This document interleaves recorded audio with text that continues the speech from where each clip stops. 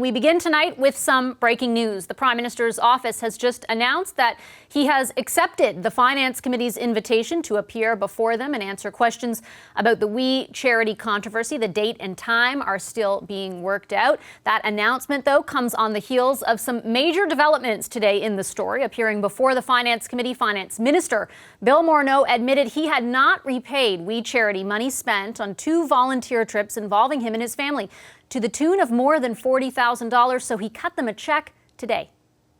Today, I wrote a check in payment of $41,366. I expected and always had intended to pay the full cost of these trips, and it was my responsibility to make sure that was done. Not doing so, even unknowingly, is not appropriate. I want to apologize for this error on my part.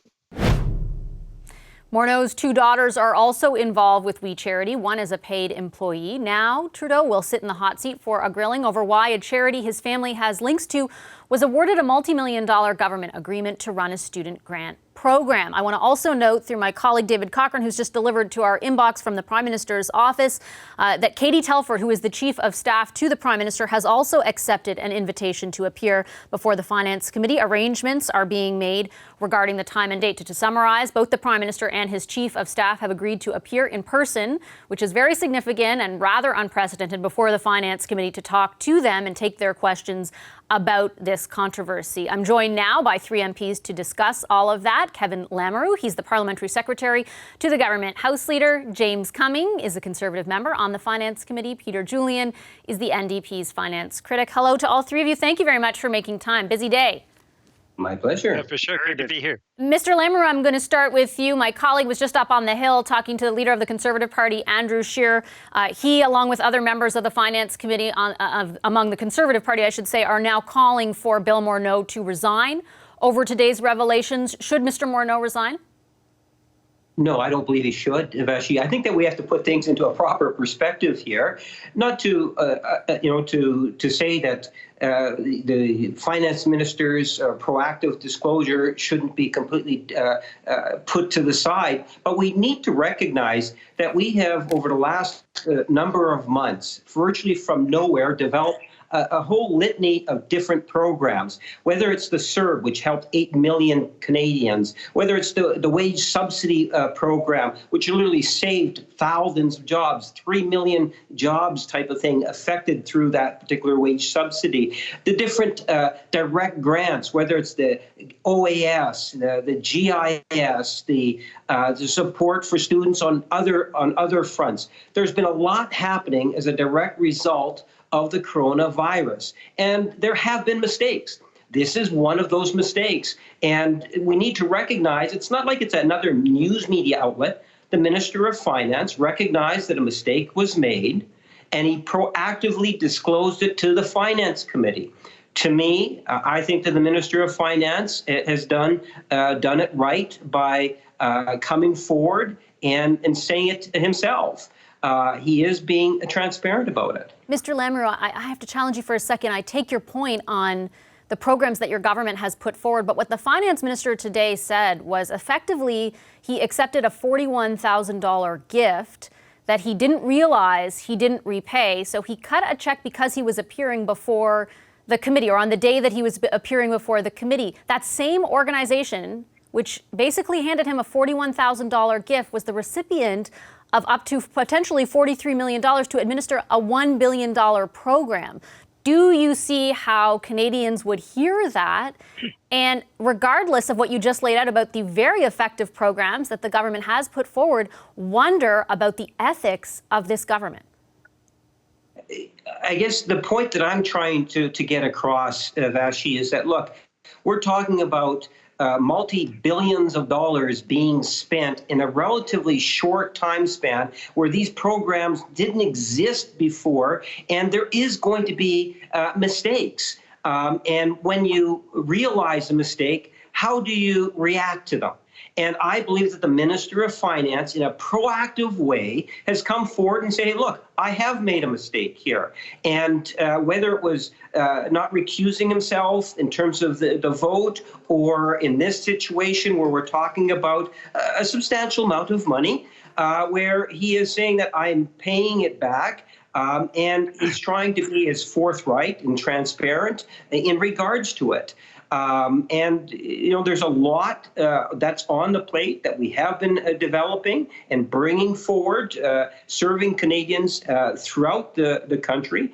There will be mistakes that are made. It's how do you own up to those mistakes? Okay, and I think the Minister of Finance did it well today. Mr. Cumming, your reaction to the point. Does Mr. Lamoureux have a point? Mistakes will be made. It's the way that you rectify those mistakes, and that Minister Morneau, was forthcoming about it. Your response to that? Absolutely disagree with him. As member of Parliament, you're aware of the ethics violations, and quite frankly, as a member of the opposition and not in the position of having a relationship with a relationship with building programs and recommending things, how would this minister not know that he had spent $42,000 and to repay it on the day that he sits with finance? I just find that lapse of memory is just... we've had a situation where someone who was within government was chastised for the cost of a glass of orange juice.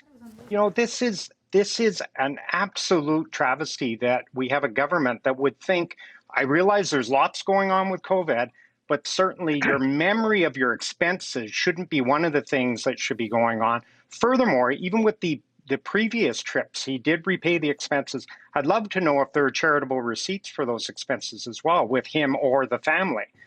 I just find the whole thing incredibly suspect, incredibly. Is it possible, though, Mr. Julian? I listened to the entire testimony from Minister Morneau today. Is it possible that he looked over those expenses and saw that there was a mistake, made the repayment like that? It wasn't nefarious. Is that possible? First off, I'd just like to say, in response to Kevin Lamoureux, every one of the programs that he mentioned where the Liberals were brought kicking and screaming to put them into place by the NDP, by the fact that it's a minority parliament. So I don't think the Liberals can hide behind that. The reality is we are all governed by conflict of interest legislation. It's very clear. It's something that every minister should be aware of.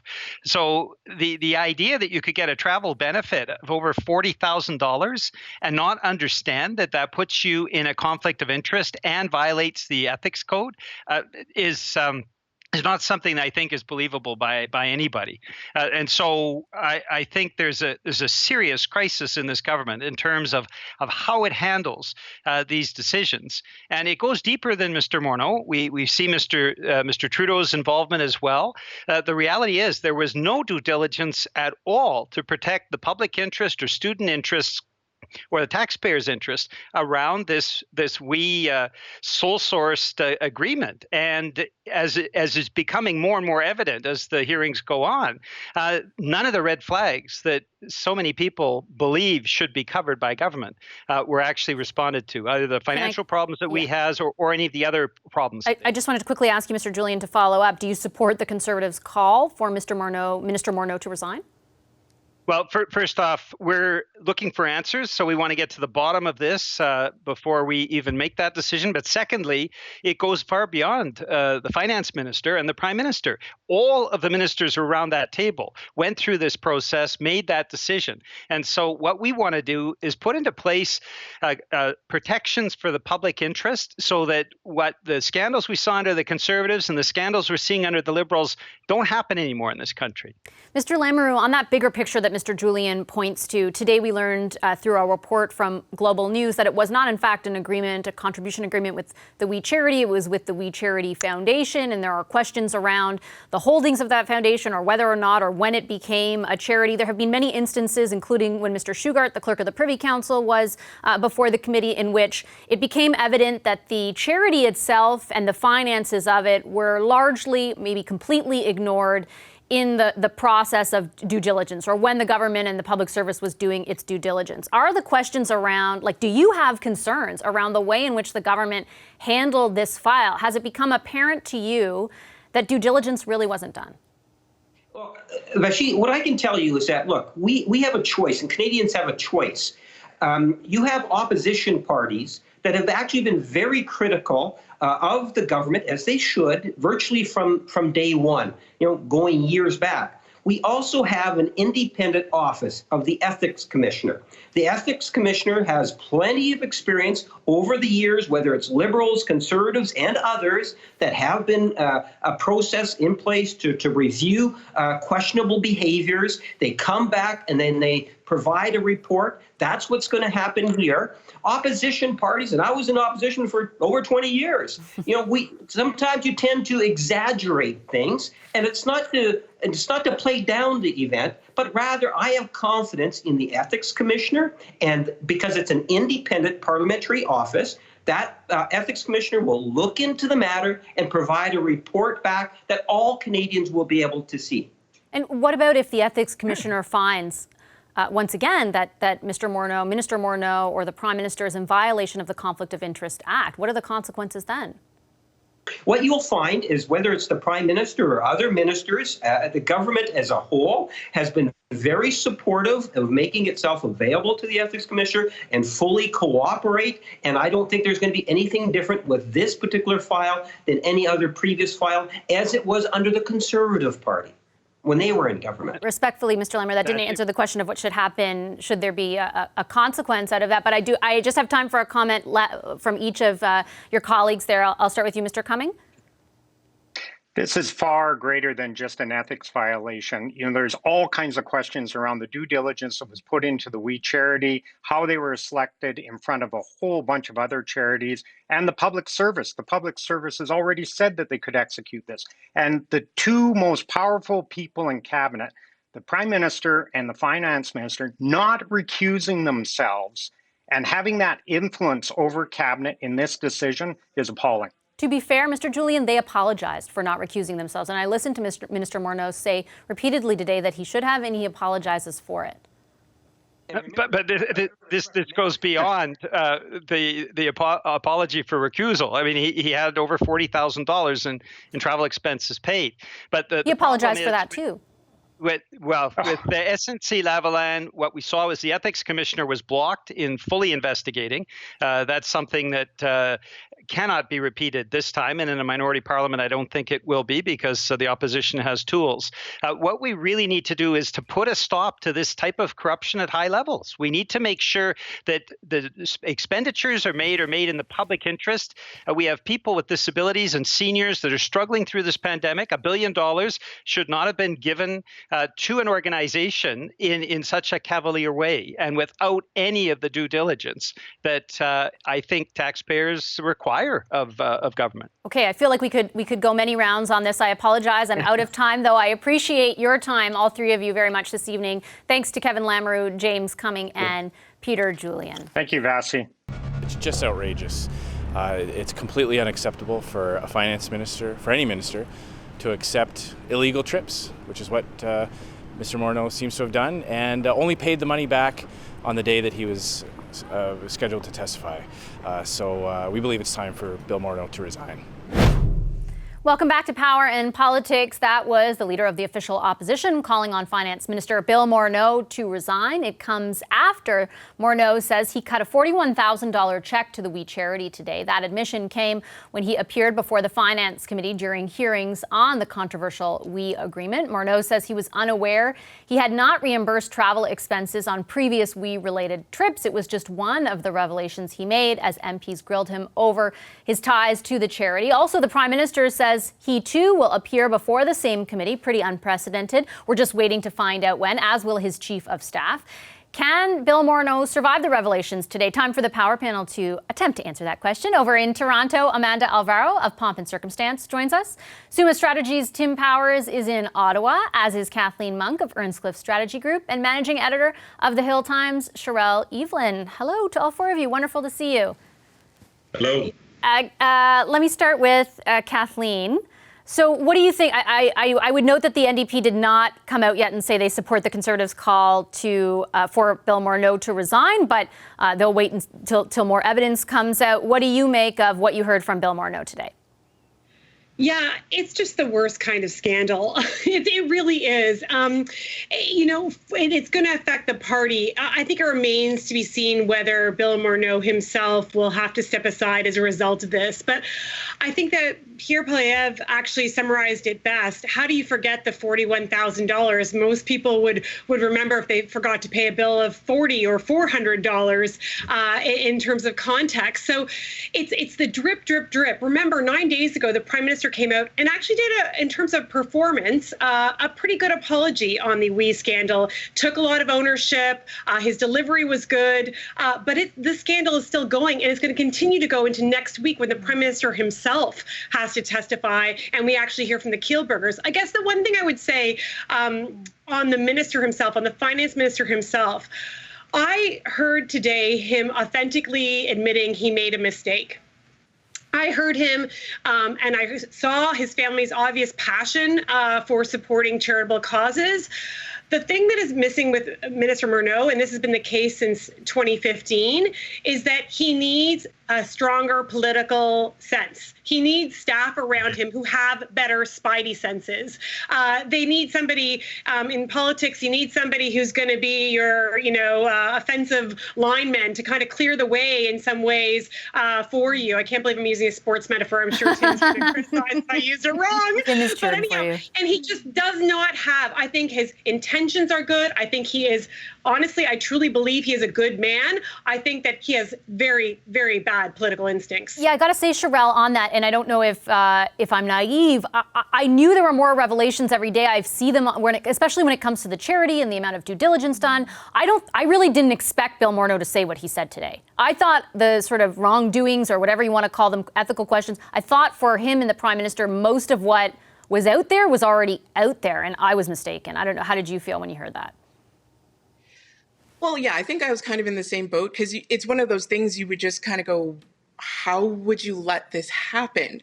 Like, how would you let your affairs get to the point where you wouldn't know that this could potentially be a problem? I mean, it raises all kinds of other questions. Why didn't the Morneau family pay for the trip up front? Why did we have to bill them for, thousands and thousands and thousands of dollars? But it is at the same time, it's not that surprising it is a little bit of a pattern with this government, and with these two people in particular, talking about Prime Minister Justin Trudeau and the finance minister, because of their backgrounds, they come from such incredibly privileged backgrounds that these aren't things that they don't think about, and they don't realize could be problems. So they don't think to either cut it off before it starts, or they don't think to check and see what happened. And we saw it with the Prime Minister saying, well, I know my family was involved with WE and that they got paid for it, but I didn't know the particulars. And he never thought to ask. And that was the thing with this government. They never quite take that extra step and think to ask, is this going to be something that's going to come back and bite us? And Amanda, some of the testimony has actually kind of raised that question in my mind too, because yesterday, for example, we heard from the clerk of the Privy Council that there were two distinct cabinet meetings about this, one to discuss it, one to sort of ratify the agreement. And I found myself thinking in those two instances, like, how did it never occur to, I didn't even know about what Bill Morneau would say today, but even just to say, hey, my daughter works for them, or like I try to put myself in their shoes and I'd be like, oh, my sister works there. But, how would that not, it's hard for, I think, Canadians to understand how it got to this point. Right. Well, let me first start by saying, and I disclosed this in the last couple of You do it every time, yeah. I do it every time. You remember, yeah. It occurs to me to say it, that I founded a charity which has raised funds for WE Charity in the past for international development funds. So there you go. The truthful answer is I have no idea. I think Kathleen's point is well taken. I think these people come from the private sector. Bill Morneau in particular, he's led his life a certain way for a long time. He's had, obviously high level, very executive positions, likely has a lot of people taking care of his finances. I don't know, but I do think that there is, there's obviously a disconnect and there's obviously a challenge. And I don't know if it's political instincts as much as it is, understanding how broadly these confidentiality and disclosure needs are defined. And, maybe it's like, listen, this is me. I'm a cabinet minister, my role, as opposed to my daughter works in X, and thinking that could be a problem. I do think this is a really difficult day for the finance minister. I wouldn't want to be the finance minister. But again, to Kathleen's point, when I listened to him, I did think this was somebody who legitimately was mistaken, legitimately was trying to be transparent and candid, was trying to say, listen, I made this error. I'm living up to it. I want to be candid to Canadians that this happened. And most of us can't understand how somebody could forget about $41,000, but I full-heartedly reject the idea that he was trying to take a quote-unquote illegal trip to Kenya, as a charitable trip. I genuinely believe Minister Morneau when he says that this was a mistake, an error, incomprehensible to most of us, but still believable. I get that. I think, Tim, from taking it from sort of a few steps back, the issue is maybe that it further sort of enunciates or amplifies the impression that members of this government were tied to this charity in some way. And I know that those ties vary, but the question over whether they should have got the agreement, whether it should have been just them, whether it should have been outsourced, are ones ultimately decided by people who, whether ill-intended or not, had these connections. And every day it's like we learn more and more about the depth of those connections. Well, I think it's a cultural thing, right? Kathleen and Sherelle were touching on this as well. There's a sense, I think, in Liberal ranks that when they're so self-believing and self-possessed with the importance and virtue of something, that it doesn't matter what you do, that it's right. And it'll be really fascinating to watch the Prime Minister next week. Do we get Justin Trudeau, who will be in talking about the virtues of the work that organizations like we do, while at the same time saying they made a mistake and hoping to capitalize on that? I mean, the battle of the frames is twofold, right? The opposition is trying to frame this as corrupt, entitled, bad Liberals. The Liberals are trying to say, look, our intent was good, we just made some stupid mistakes. The problem they have is the stupid mistakes keep coming. Pick up on something Kathleen said earlier, Vashi. This government, for whatever reason, does a terrible job on scandal management. Instead of the things ending in 2 or 3 weeks, they go for 2 or 3 months. And it takes a lot of public opinion points away from them. We saw that in our recent Abacus poll. The last thing I'd say is this. If this scandal follows the pattern of the last one involving Jody Wilson-Raybould and Jerry Butts, I think the government is probably thinking about who is that sacrificial lamb now? Who is going to pay the price? Bill Morneau would be a big price, and that would be a big blow to the government. But is there somebody else now in their scandal management strategy that perhaps takes the fall for the government? Well, if something like that happens, we're going to have to reconvene. But I have to leave it there for tonight. Thanks so much to our Power panel. Appreciate the discussion. Amanda Alvaro, Kathleen Monk, Tim Powers, and Sherelle Evelyn. Thanks, guys. Hi, I'm Vashi Capellos, host of Power in Politics. See more of our show by subscribing to the CBC News channel or click the link for another video.